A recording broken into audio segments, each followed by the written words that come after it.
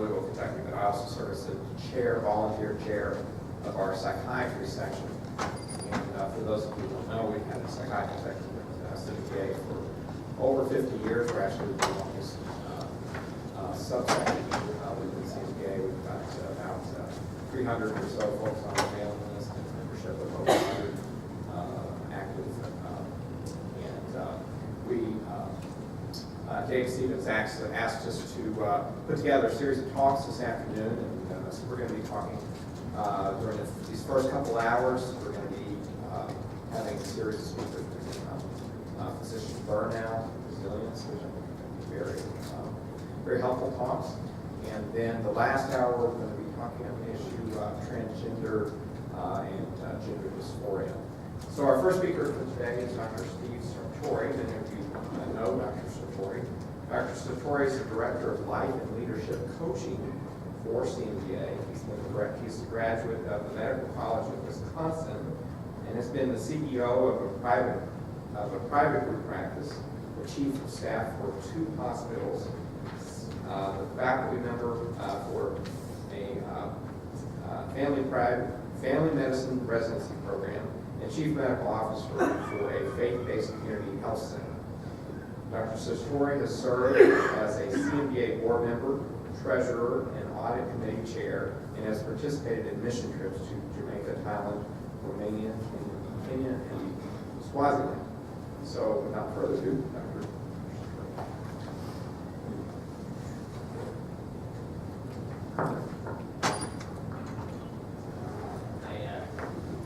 Can you hear me in the back all right? I like to roam a little bit because I was one of those guys that stood up last night when Ellie LaPero said, "Are there any Italians in the audience?" And I stood up. Sartori, as you may discern, is an Italian name, but Northern Italy, so I look more Swiss, Austrian. But so I stood up. So I roam around, I talk with my hands, so I have to be a little bit careful. So if I get too far away from the mic, wave your hand, do something like that. The other thing that's pretty interesting, when I look at the list of offerings that there's a lot going on. We're right after lunch. There are multiple talks on burnout going on. Really a lot of good competing things, residency things, medical student things. I mean, for you all to be here is really exemplary. The other thing that I think CMDA did to try to get some people here is they put a picture of me 15 years ago. I don't know how that happened. I had hair and different glasses, and I said, wow, they're really feeling sorry for me. They want the people to think there's a young guy talking at this event. So nonetheless, I'm grateful for that. But before we get started and do anything, I really want to pray and just ask the Lord to help all of us to learn things together, to learn to draw closer to Him as we discuss burnout. Father, we're grateful that we're all here together at this place, at this time, as you've appointed. And it's a privilege for us to enjoy fellowship and to learn from one another and to listen to one another, to grow together, to be challenged by many of the things that we hear. And Lord God, I pray that each of us would be changed in some way through the time at this conference, that we walk away with some decisions that we make that are different than what we're doing right now, that would take us closer to you. So if this could be a piece of that, I'd be really grateful for that. So thank you for your presence with us in the name of Jesus. Amen. All right, burnout's a very hot topic. You can't go to a medical journal today without finding an article. Over 1,000 articles in the mainline medical literature in the past year, 2017, on burnout. It's everywhere. The newspapers talk about it. The New York Times talks about it. It's called an epidemic. It's called a national crisis. So it's prevalent. Lots of people paying a lot of attention, spending a lot of money on the issue of physician well-being, burnout, and satisfaction. So this is just a piece of it, even at this conference, a multitude of things that are being shared about burnout. Before we do that, I'll show you a little bit about my family who keeps me from getting burned out. It helps to do that. But my wife and 2 daughters and our first grandbaby. So one of the greatest claims to fame is to be a grandfather. And I didn't realize that, but man, it's better than being a dad, really. I mean, all the joy and not all the responsibilities. And for those of you who aren't there yet, it's a great gig. So it's a wonderful thing. My team at CMDA, I'm the director of life and leadership coaching. And I have the privilege of working with a team of life and leadership coaches. So I'm a family medicine doc, and in 2014 I left to direct the CMDA life and leadership coaching. Ken Jones was doing that for many, many years under the radar screen. So he's now my colleague. He was my coach during a time of transition, and now we get to work together. And then Dr. Ann Sen, who is an internal medicine doctor from Portland, Oregon, she's on our team as well. We have a great time together, and many of the doctors that we encounter through coaching are dealing with issues of burnout and physician well-being. So this is right in our sweet spot in the sense of helping people think through some of the troubles they're going through. Now, coaching is not psychiatry and it's not counseling. So you have to remember that if these doctors are really depressed, suicidal at the far end of the spectrum, these are not people that we coach. They go to another alternative healthcare professional.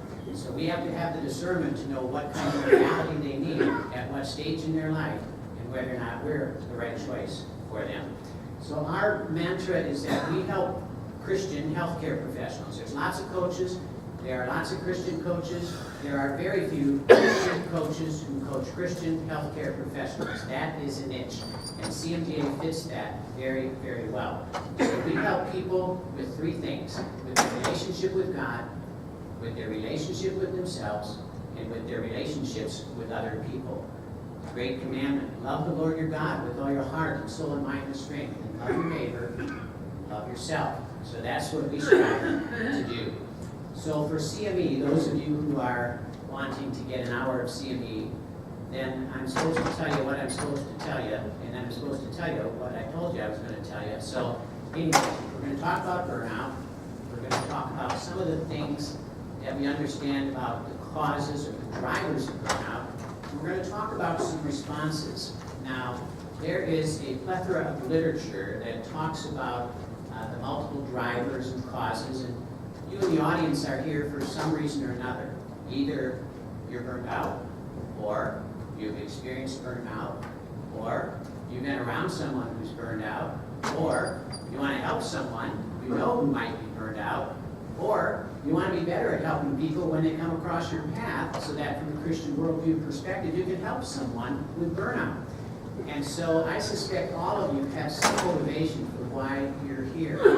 And for me, I got asked this question. I'm a coach, but I got asked a provocative question just while I was here this week that said, why are you doing this?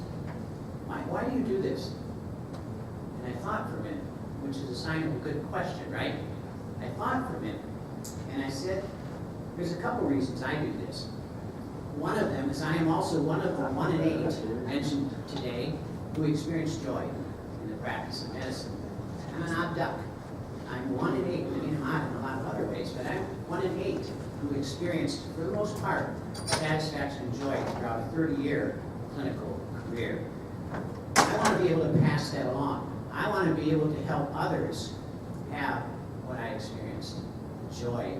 And I began to reflect on that and thinking about what were the elements of that that helped to develop joy in practice, and they're multiple. And later on, we're going to talk about what are some of those joy drivers. Not just the drivers of burnout, but what are some of the drivers of joy? Because that's what we're about, driving joy into our practices. And the other thing that I thought about when I was asked that provocative question was, I remember sitting at a medical conference, a Christian medical conference a few years ago. And at the end of the conference was a call that said, who are you called to serve? Where are you called to go? Write on a card, lay it on the altar, and come forward. And I remember sitting there, standing in that audience thinking, who am I? I'm a nearly retired old doctor. What am I going to do? And I remember distinctly this impression that came upon me is that you are served to call a needy, serve a needy people group. Yes, Lord, that needy people group is called Christian doctors. And so I was impressed that I needed to be about the business of promoting joy in the lives of needy Christian doctors who were not experiencing what they could experience is joy in their practice. So what's the definition of burnout? Well, a couple of things. Burnout has been around a long time.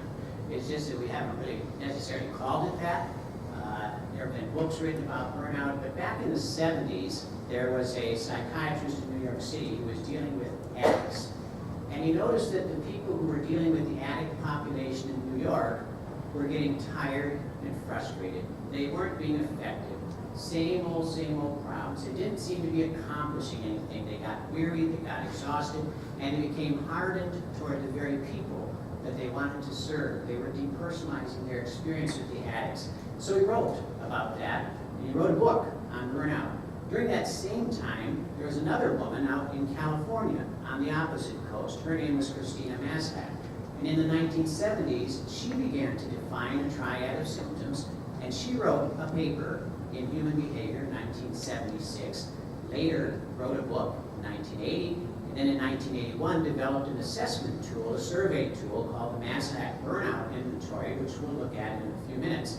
So these two folks have been sentinel in the development of the research, the thinking, and now, of course, it's taken off, and multiple people are studying things like human psychology that's related to joy, that's related to happiness, or the opposite, what's related to burnout and difficulties. So that's sort of the history of it.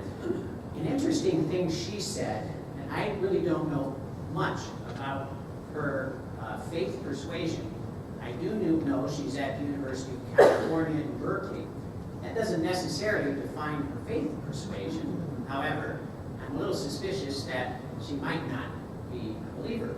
But nonetheless, she said that burnout was an erosion of the soul, caused by deterioration of one's values, spirit, dignity, and will. An erosion of the soul. So I kind of camped on that expression for a while. An erosion of the soul. And so what is it that helps us to restore the soul? And of course, as Christians, we understand there's several things that the Bible tells us about restoring the soul. So a couple of Bible verses came to my mind from Psalm 23, that the Lord is the one who restores my soul. And in Matthew, Jesus said, "Come to me, all you who are weary and need to find rest, find rest. Find rest for your soul." For those of you who are taking diligent notes, that's great, and I'm thankful you're attentive. If you want the slide set afterward, I'm happy to email it all to you in a PDF format. You just have to write to steve.sartori@cmda.org. No problem. But for some of you who'd like to write, you want to learn better, I'm all for that too. So if you look at burnout as a relationship between your stress and your performance, then what happens is that we are made in the image of God, and the way God made us, that actually stress is good for us. If we didn't have some stress in our lives, we would be in really bad shape. So that shows up in a multitude of ways, which we won't unpack now, but there is a point at which stress really goes over the top, and in which case stress no longer is your friend, but now is your foe. And so things begin to deteriorate. So most of us like to function in a place called the sweet spot, where we have the right amount of challenge and the right amount of stress in our lives, so our performance is optimized. But most of the time, or much of the time, we either are a little bored with our job, or we're a little overstressed. We're on one side or the other of that curve. There's a thing called resilience, which of course we'll be hearing about in the next session, that can kind of shift the curve, because not everybody is made the same way, so the same exact stress does not affect people in exactly the same way, but there's a relationship between stress and between our performance. So the formal definition is that it's a triad of symptoms. The triad, and I call it the red zone, RED, because of the red zone on that last graph that you just saw. But the red zone is where there's a reduced sense of personal accomplishment. You don't feel like you're very effective anymore. Your work is not really counting anymore. What am I doing this for? I'm not getting any rewards for it. So a reduced sense of personal accomplishment. Secondly is exhaustion. This is not the order that Christina Maslach described, but it's an can remember better. So emotional exhaustion, and lastly, depersonalization. So what happens is people become spent. They don't have any energy in their energy bank to bring to the activity that they're doing.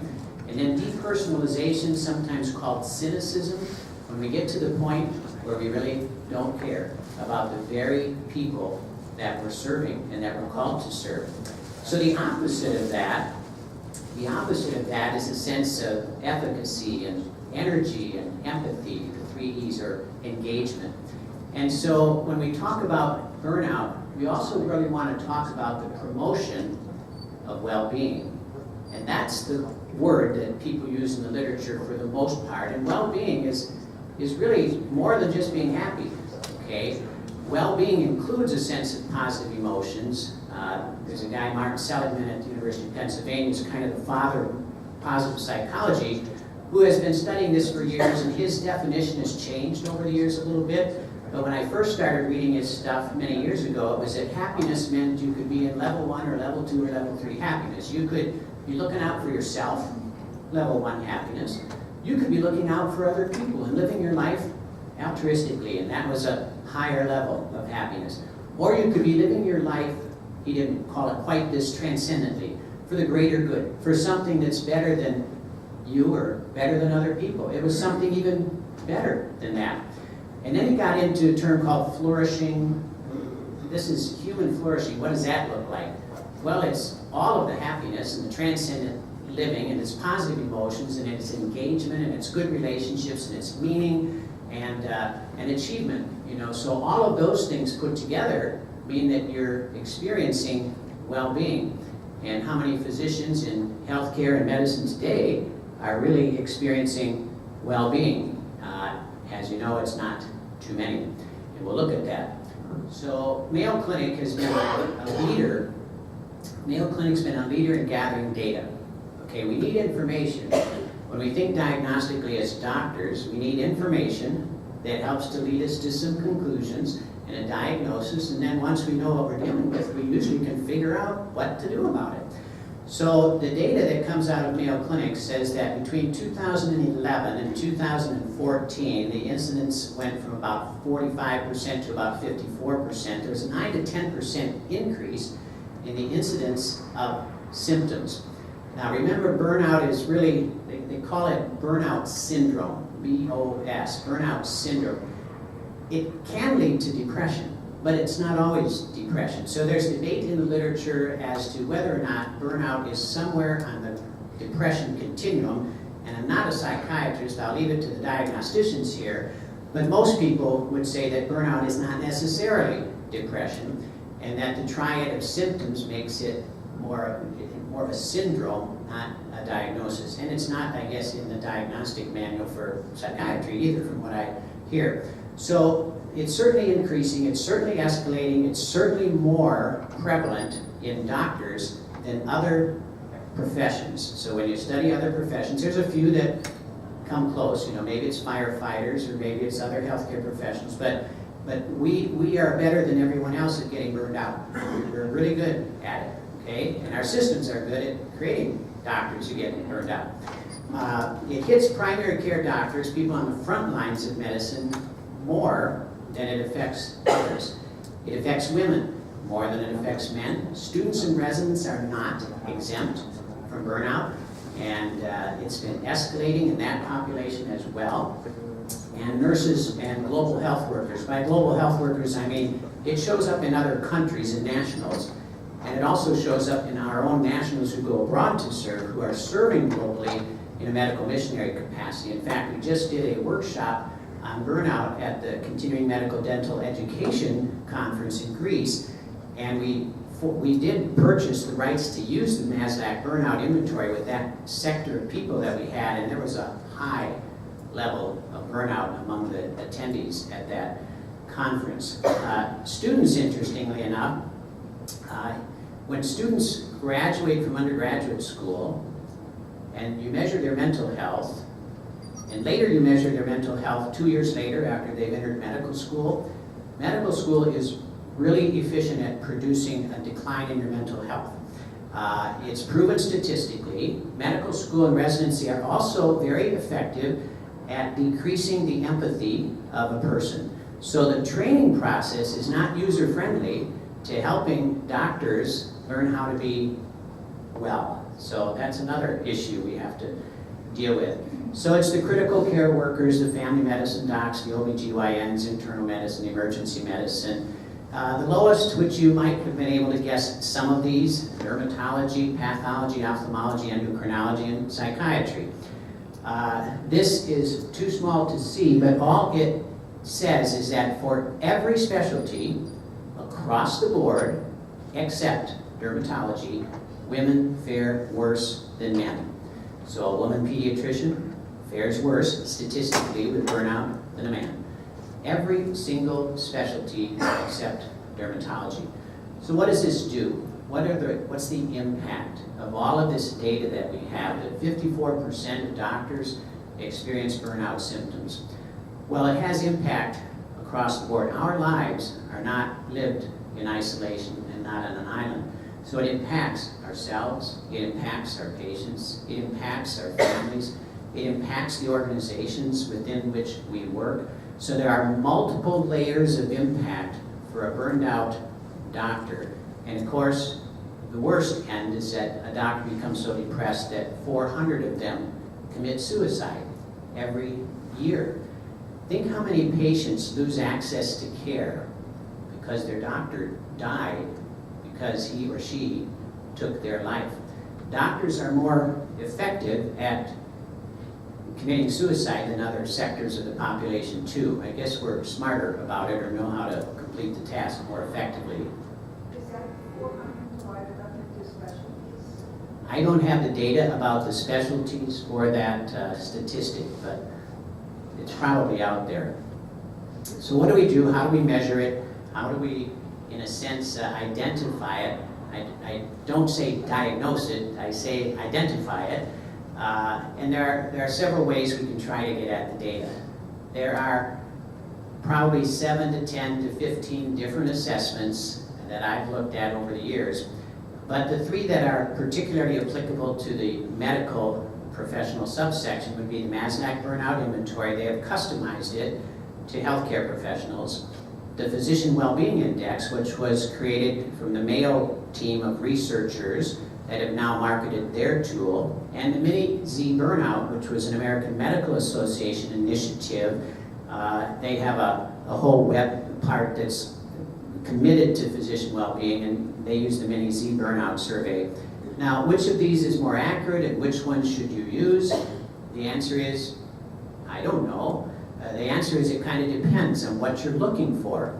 If you're simply looking to assess yourself, you want something free, right? You don't want to be paying for it, so you've got to be able to go online. So for instance, the American Academy of Family Medicine, on their website, if you're a member, they have paid for the rights to every member of the AAFP to access that Maslach Burnout Inventory, a 22-question inventory.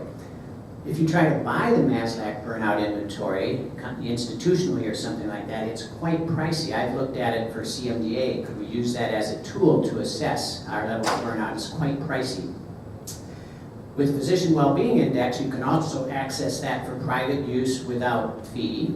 But once again, if you try to gather data and analyze things that you can use for research or longitudinal study, because most organizations want to study this problem longitudinally, and then you've got to pay big money. Mini-Z, I think, is free all across the board.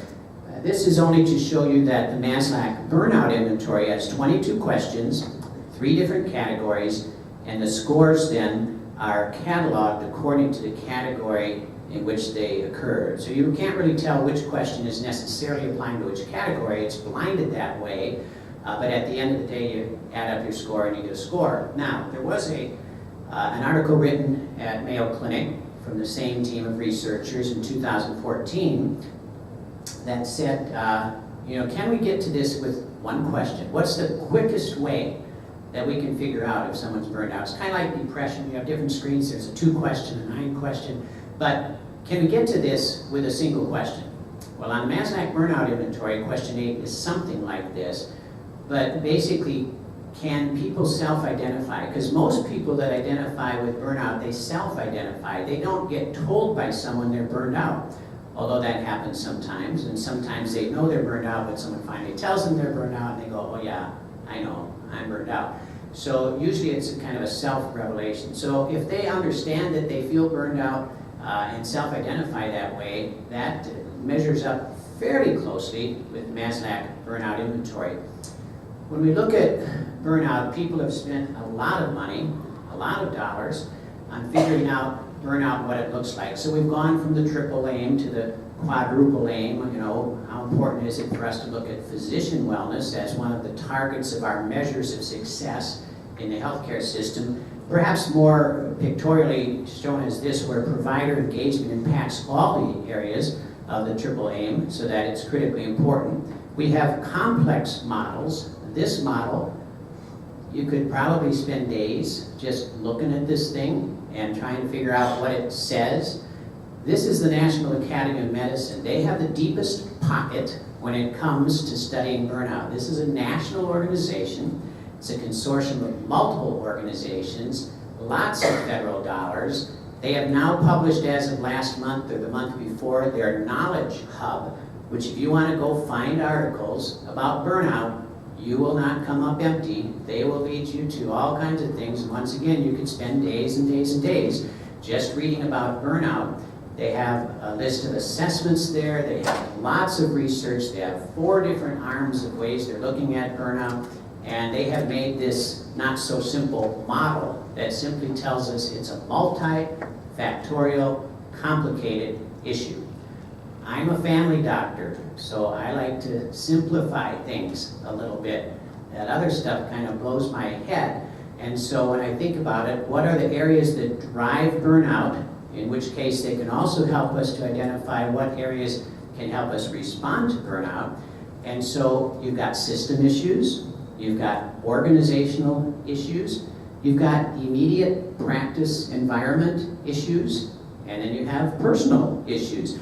All of them interplay to help determine what are the drivers in your own life or in the life of the person you're concerned about, and what are the possible responses, depending on what those drivers are. The Stanford model simplifies it even further into 3 pieces, but basically, what's the culture of wellness, systematically, organizationally? What's the efficiency of your own practice? And what is your personal ability to hold up under stress, which you'll hear about next hour. So Mayo published this article about the drivers. Again, it's kind of like that model that we saw from the National Academy of Medicine, which showed a very complicated system of drivers, therefore a lot of complicated responses. But if you narrow it down, they came to 7 different categories of drivers, why we're burned out.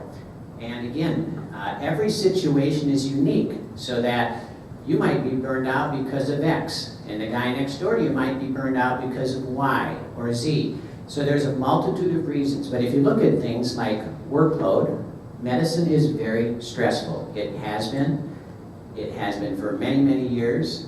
That really hasn't changed. The Journal of the American Medical Association this past week published an article reflecting back on a Life magazine cover about the workload of a doctor around 1950 or thereabouts, and how hard that doctor was working, how many hours that doctor was putting in, the diversity of things required to do, and how it was that that doctor was on the cover of the magazine as joyful, as happy as he could be, it seemed. And what's happened since then? The doctor's life, has it become more difficult? Has the doctor's life become less difficult? Well, what's going on? What is going on there? Because my conviction is that the life of a doctor has been hard for a long time. And something is happening. And that's why we're experiencing burnout more. So then, what is it? So the drivers, the workload and the job demands, they are different than they were a generation ago. What about efficiency? How many things do doctors, I was 30 years in family medicine, how many things do you do every day that just seem to be worthless? I mean, they really don't seem to be meaningful.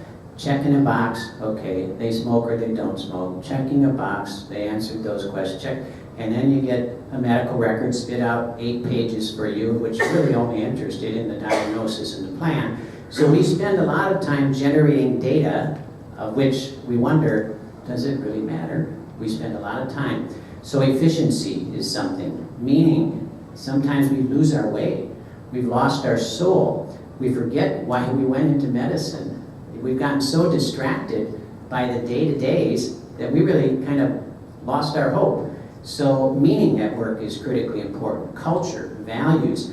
We're in a work environment, as you heard today, that oftentimes comes into conflict with our value system. That takes energy. When you are called upon to wrestle with a moral issue in your practice, which used to be fairly uncommon for me, actually, but later as I went through practice, more and more it seemed like I was dealing with moral issues, behavioral issues, not so much strep throat penicillin, you know? And so it becomes more complicated. Now you've got gender issues, you've got opioid use, and you've got a whole host of things, sexuality issues that we deal with, and every one of those requires a lot of energy of the doctor to say, okay, what am I going to do now? And am I going to simply acquiesce, give in to the demand of the patient, because that's the only way I can make it a 10-minute visit instead of a 30-minute visit? I know I'd like to talk with this patient about this because this is not good for their health, but I give into it because that's just the way it is. I've got to see those patients. So culture and values come into conflict a lot more.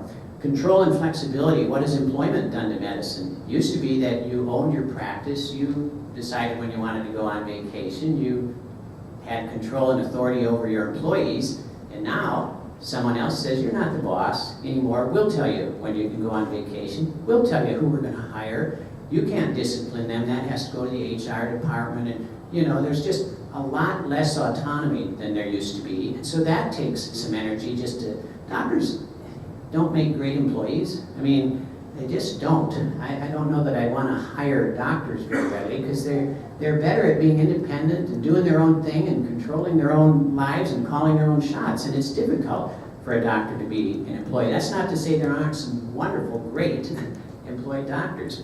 Social support and community, the role of connection. Mayo Clinic calls it the casualty of collegiality. The casualty of collegiality and what's happened with our interactions with other healthcare professionals. More and more what happens? People have sectors where they go work in the office. They don't go to the hospital anymore. They don't interface with people in the hospital anymore. You don't get to see your patient in the ER. You don't get to see your patient in the hospital. You don't connect with the surgeon at the doctor's lounge. There's just less and less human interaction at the collegial level. So that community of support. And then the integration of work and life, these are interrupting themselves all frequently. We live in a technological era where how do you separate work from life?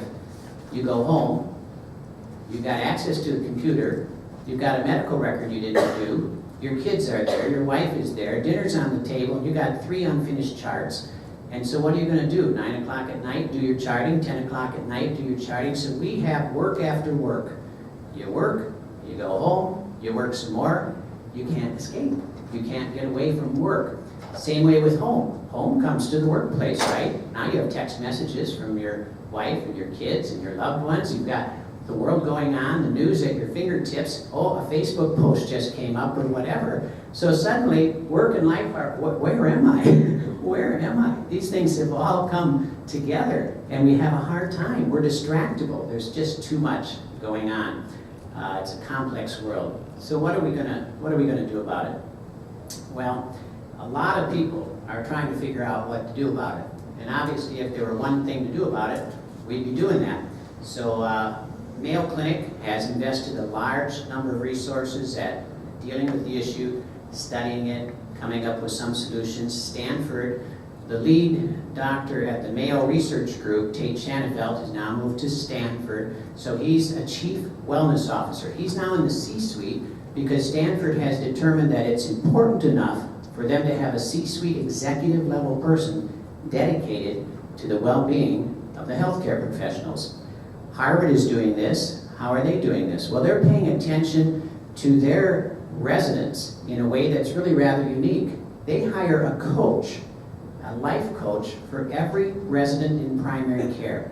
These are not necessarily certified life coaches, but they go through a rudimentary training program that Harvard has designed, and those residents who are getting burned out at high levels, some of them suicidal, are having a higher degree of success. So they're identifying the fact that a life coach can be helpful for the residents at Harvard.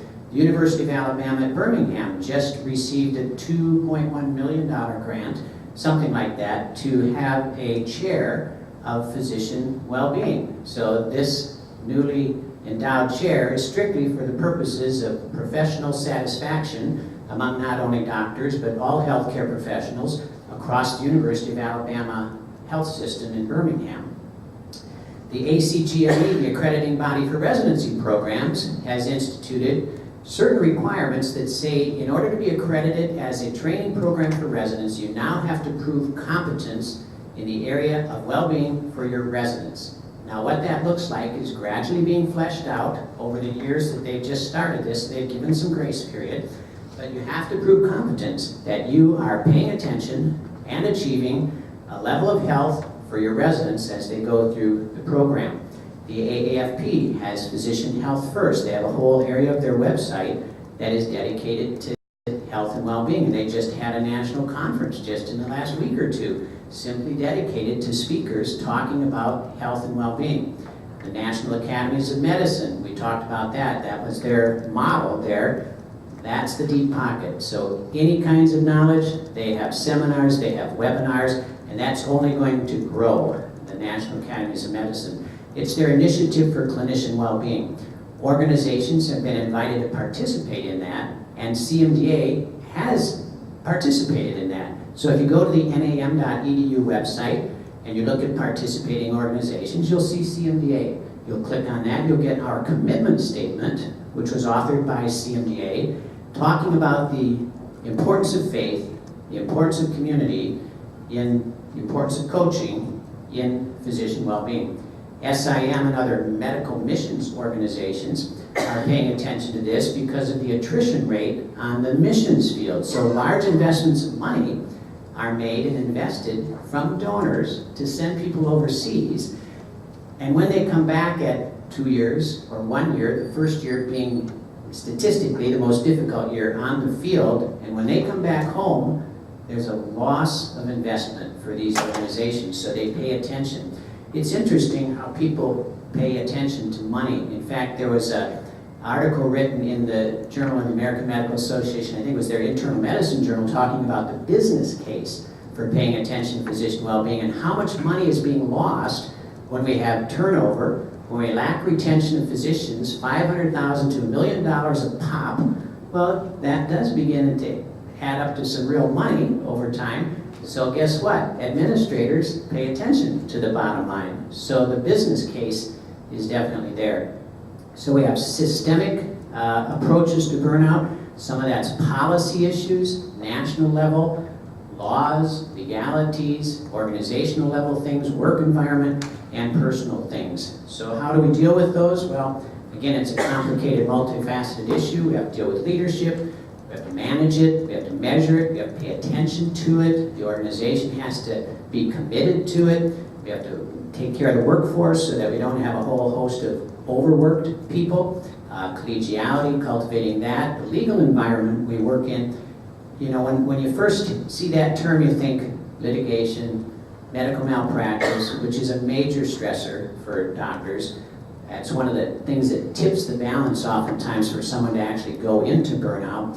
But it's not just that piece of the legal environment. As you saw earlier, it's all the moral kinds of things that come into the legal environment of what are we now required to do, and what can we say we won't do, and what can't we do, and making those kinds of difficult decisions when the government is not necessarily on your side, although there was an encouraging video today. And the payment systems that drive us to what? Work harder, see more patients, because then you get more money. That's the system we work in. Efficiency of practice. We need good leadership at all of these areas because good leaders create good environments for the people who work with them. And I was sitting on a plane next to a lady a while back, and we were talking and finally figured out what each other did. And she was a radiologist in California, And she said, the biggest problem I have is the leader in our department. The leader in our department, who's another radiologist, who's overall the radiologist, does not seem to understand that I'm married, I have a family, I have other things to take care of, and I can't keep reading more imaging studies. I gotta get home. And so leadership is critical. Workflow scheduling, efficiencies in practice are important. So what happens, a lot of doctors make a lot of changes to either become more efficient or to drop out. There's all kinds of ways that we respond. So Viktor Frankl said that if you can't change your circumstances, then you've got to pay attention to changing yourself. And so much of the time we find ourselves entrapped in a place that we really can't do some of the things that we'd like to see done, or at least not right then. That change comes more slowly. The bigger the bureaucracy, the slower the change. That's just the nature of organizations. So you can make changes yourself a lot more quickly than you can make changes at the organizational level. So we have to pay attention to what are we going to do ourselves. And, you know, Viktor Frankl was in a concentration camp. I don't want to say that medicine's a concentration camp, okay? But there are times that we think that we're in a similar situation as Viktor Frankl was, stuck, don't know what to do, terrible circumstances. How do we respond? So we ask that God would give us the wisdom to know, what can I do? What can't I do? What will I do? What won't I do? We have to have that kind of wisdom. There's a lot of workforce attrition right now. Doctors are leaving medicine in droves, all right? Not just because the baby boomers like me are reaching the age where they can retire, but they're dropping out at earlier and earlier ages. Average age of retirement used to be 60 to 70. It's moving toward 55 to 60. Doctors are getting out. Now they're getting out not just for burnout, but they're doing other things too. They're not just leaving the profession. Sometimes they're moving into administrative roles. Sometimes they're moving into a direct primary care environment where they don't have to sit under the regulatory environment that most of us are in or have been in. They may change their career altogether. I had a buddy who I said, what are you doing these days? He said, well, I'm driving taxi. I said, well, that's interesting. You're driving taxi. How's that going? He said, I really like it. I really like it. It's a lot less pressure, but I can't keep doing it forever because it doesn't make me the kind of money that I used to make, so I had to figure out to do something different. But, you know, this happens. A neurosurgeon who I knew about who was running a pizza business in New York City because he'd been sued so many times, he just couldn't keep doing what he was doing. He had to find something else to do. And some people think they will escape by running to the mission field or going to the mission field. The reality is you get all the pressures except the electronic medical record, and you get the cross-cultural issues as well. So that's not really a safe haven either to go to the foreign mission field. So what do? Well, we have to adapt things. There are technical changes, there are adaptive changes. Technical changes are what do we do to make ourselves more efficient, run our office practice better, see a different number of patients, whatever. But sometimes we just have to change things. We got to decide, I'm going to draw the line here. I just have to. I'm going to draw the line, and I'm going to stick to it. I'm not going to go to all those meetings. I'm not chairing the meeting. Why do I need to show up at the meeting? Just because they call a meeting on my day off, I'm going to go in to go to a meeting? I don't have to go to that meeting. So decisions that we can make that we sometimes assume we can't make, and realizing that no, there are things you can do. How do we take technology and resilience, which we'll talk about next hour. The thing about resilience that I want to say, and I don't want to steal Sam's thunder, I only want to say that faith is an incredible, important resource. And I firmly believe that Christian healthcare professionals, personally, could be, if they're not already, could be the healthiest doctors on the planet. I believe we have the potential to have great relationships because of what God has done in our lives and through our lives, and I believe we have access to power that others don't have through the power of God. And most doctors are religious. Most patients are religious.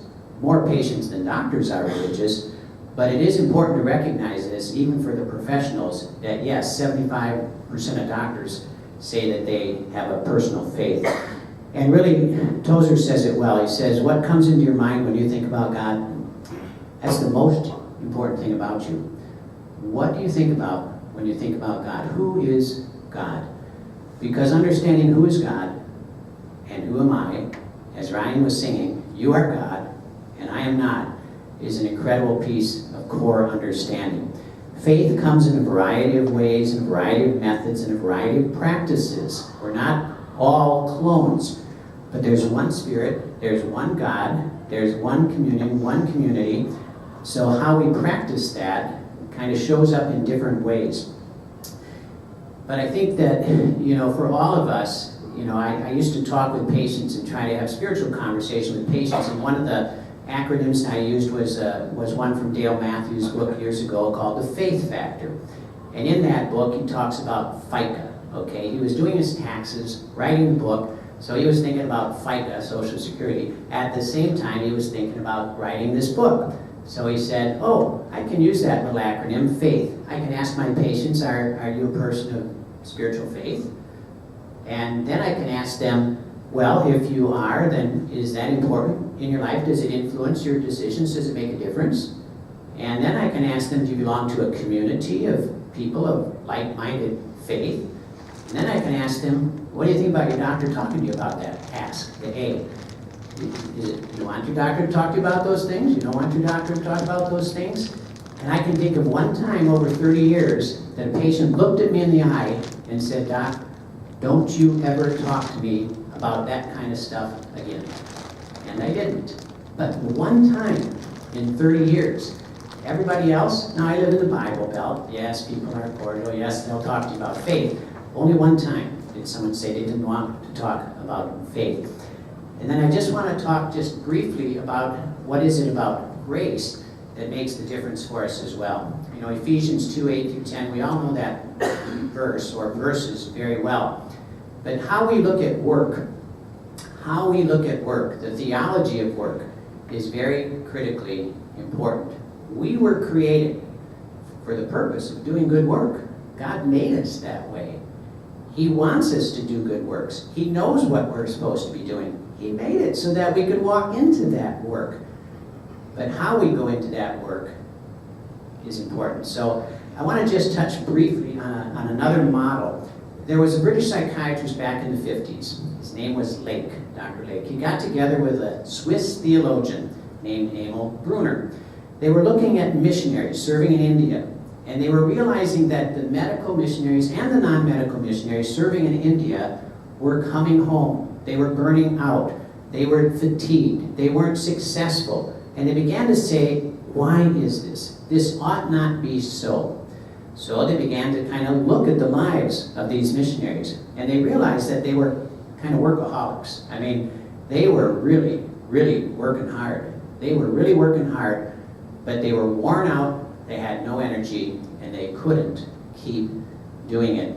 So, what does all of that mean? Well, it means that when we work, why are we working? Okay? If we are working, and if you look at this model, the model starts with acceptance. If we start from a place that says, God loves us, God cares about us, God created us, we are already loved, we don't have to do anything to earn His love, we are simply loved.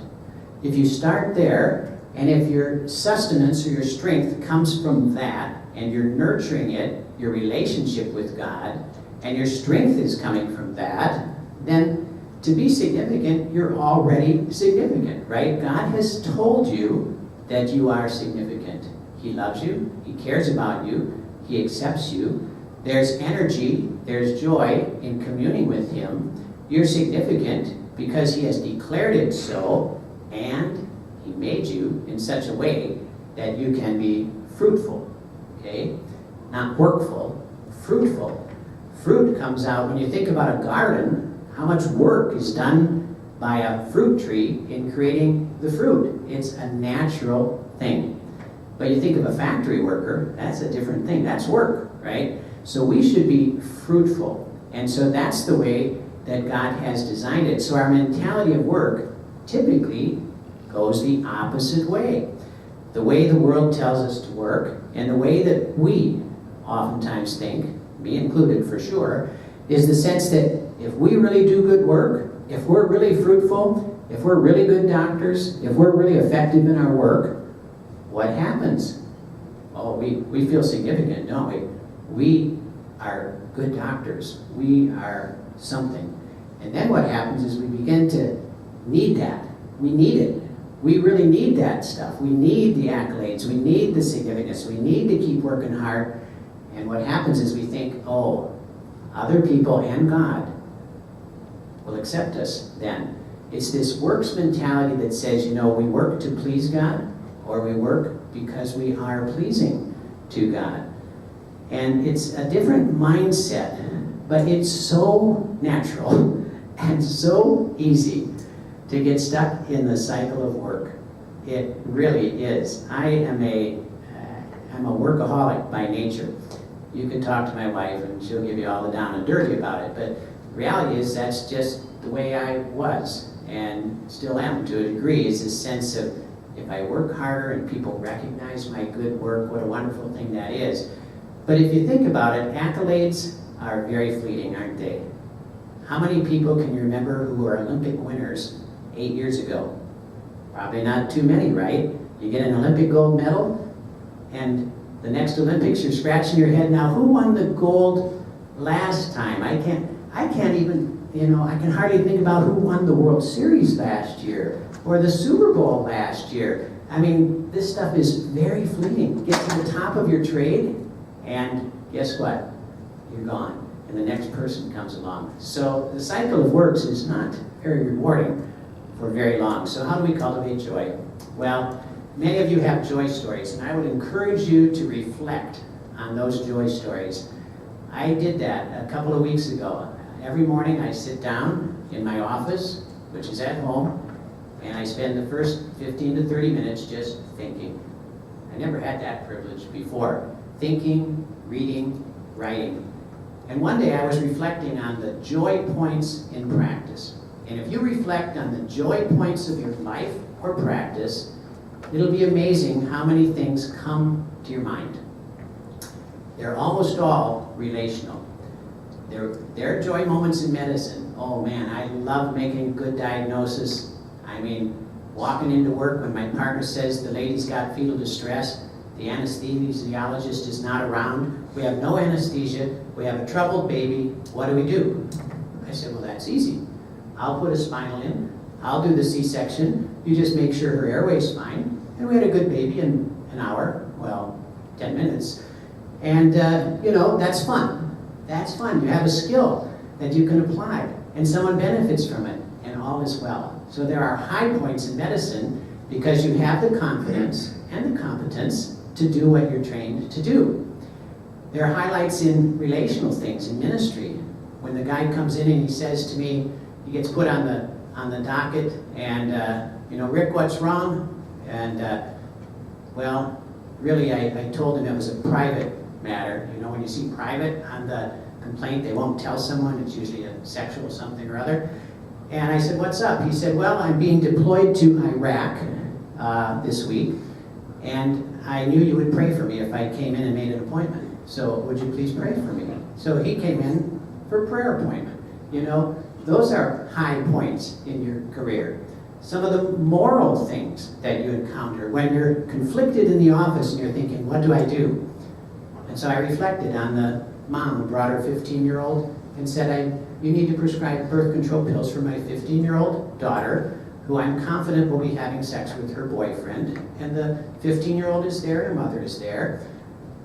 And in 10-minute appointment, I'm scratching my head thinking, okay, what do I do now with this? And so after thinking and praying, we had a little conversation about some other options that could be available besides contraceptive pills for your 15-year-old daughter, and some of the health benefits that would accrue if that weren't the direction to take. And ultimately, I said that from my conviction, at this point in time, that would not be for the best of health. And the mother looked at me, and I thought I'd probably get reamed out or something. And she said, I've been looking for someone to tell that to my daughter, and I just couldn't do it. I couldn't do it. So thank you so much. I'm so glad I came in today. So sometimes you stick to your guns, and amazing things happen. Mentoring. I can't tell you how many medical students I've had who have come through. And I remember one resident one time, and he was just so troubled that he was so far in debt and there was no hope. He had 6 children, and he was a family medicine resident in his 2nd year. And we sat down one night and we walked through a budget, and we spent 3 hours. I can remember him calling his wife, how much do we spend on that? How much do we spend on that? How much? And we just sat with a spreadsheet and we wrote down everything that came in and out. And by the end of those 3 hours, he could see a way clear. He could see a way clear. And that was, if you asked him today, he'd probably say that was the highlight of his residency, understanding that he could get out of debt after he got out of his residency program. Missions is encouraging and gives us joy. And you know, as doctors, we're privileged to have access to financial resources that many are not privileged to have. If we leverage that, if you use that gift that God gives us, it can be an amazingly joyful path. Learning to give generously, because God has entrusted you with much. Whom God has entrusted with much, much is expected. And one of the great joys of being a doctor, personally for me, is the capacity to give. That's a joy. So, a couple questions to leave you with. You know, what is it that determines your value? Does what you do determine who you are? Or does who you are determine what you do? That was a question that was asked to me in the mid-1990s by one of my mentors and heroes in the faith. It was one of those questions that kept being asked in my head. What's your purpose? Where do you find joy? What steals your joy? What are you willing to change? Because if we focus on the areas that we find joy in practice and we cultivate more of those joy moments. I had a friend in practice, my best friend, who lives just down the street from me, and one day he decided that he would make a list. He was getting a little down, and he said, I think what I'm going to do is take my 20 patients and decide whether it was a good visit or a bad visit by just how I felt coming out of the room after my encounter with the patient. So he'd make a little smiley face or a little downy face, and at the end of the day he said, you know, the vast majority, 19 out of 20, 18 out of 20, day after day, were positive experiences. So cultivating joy, recognizing joy. One of what I call that happiness habits. If you're looking for ways to become happy, a simple happiness habit is to be grateful. Cultivate gratitude in your life. There's been much research about gratitude and the power of gratitude to generate joy and happiness. So now I've been practicing every night. I lay my head on the pillow. What 3 things am I grateful for today? I wake up in the morning. What 3 things am I grateful for today? So those are just some basic questions to ask yourselves. If any of you have questions, I'll be here till Sam takes over, and be happy to talk to any of you. So any questions? I don't know what our time. Marshall, how are we doing? You're right on time. Okay, good. That's a miracle. All right. Miracles still happen. You can feel free to go. We've got the next session in 30 minutes, I think. Is that right? Pardon, the email? The email is, mine is steve.sartori, steve.sartori@cmda.org. If you can't remember that, just put coaching@cmda.org and we'll get it, okay? It's easy to remember, coaching@cmda.org. Next session is at 2:45. 2:45. 2:45.